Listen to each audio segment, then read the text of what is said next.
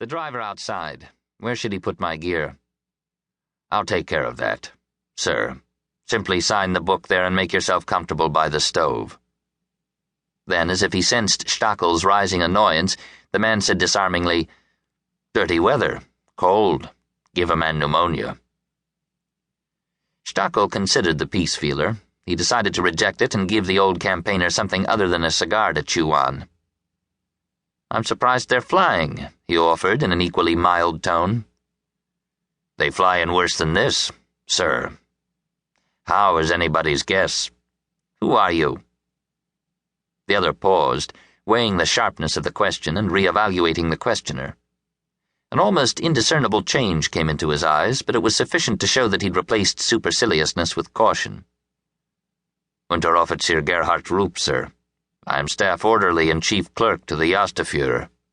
"I didn't ask what you do, I asked who you are. Now see to my bags." It was the other's turn to be infuriated, but he had soldiered long enough to know that a Jufts would always come out second best in a contest with an angered lieutenant, even a brand new one, so he hid his wrath in the business of getting to the door.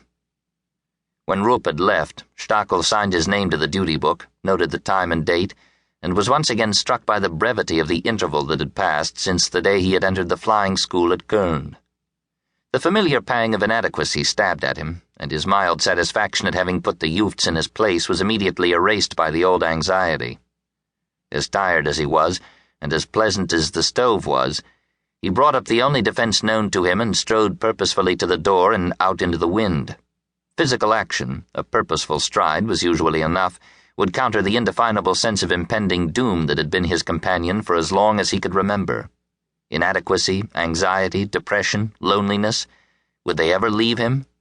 Did every man resort to purposeful strides, to the exercise of muscle, to stifle a retching of the spirit? He looked into the large tent adjacent to the headquarters building and watched a trio of mechanics struggling profanely to hoist the engine from a mud-spattered albatross. The gloom was fetid with castor oil, lacquer, stale sweat, and damp wool.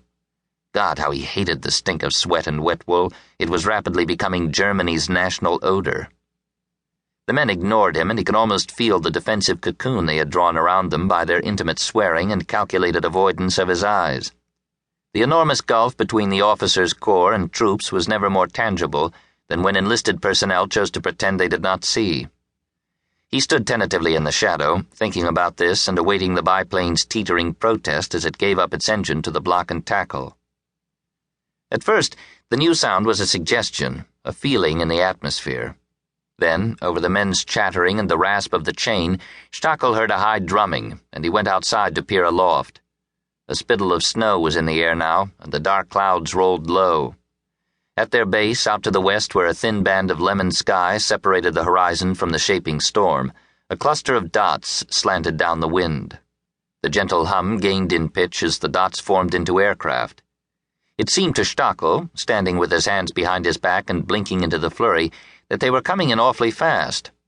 He'd been told that the Jastas, as the Imperial Air Service's frontline squadrons had come to be called, were very casual in their flying and frequently made a mockery of operational safety regulations, but these approaching machines were acting as if a landing were the last thing they were about to attempt. There were 5 of them, and as they slid lower, canting their dual wings to the field, he felt an uneasy puzzlement. Their engines whined strangely. They had round noses and a pronounced dihedral in the lower wing. They weren't albatrosses, of course, since the albatross had a deep-bellied barrel-like front elevation, and he was quite familiar with the type. No German aircraft he could recall. A siren croaked down the line, and from behind the railroad embankment came the knocking of a machine gun. Somewhere a man shouted, and there was the clumping sound of running feet. The 3 mechanics burst from the hangar behind him. One of them, brushing hard against him, swore foully and with no trace of the comfortable tone that had mellowed the wrangling inside. Stachel fought for balance, pacing sideways in indecision and confusion. Dry sticks crackled nastily in the air about him, and the rush of engines beat down in a numbing shock wave. Then it dropped in an instant to an angry, dwindling snarl. "You better get down on your belly, sir. Otherwise our English visitors will punch several extra navels in it." The Jufts' cold cigar, an inch from Stachel's nose, wagged up and down as the words came around it. His eyes again hinted derision.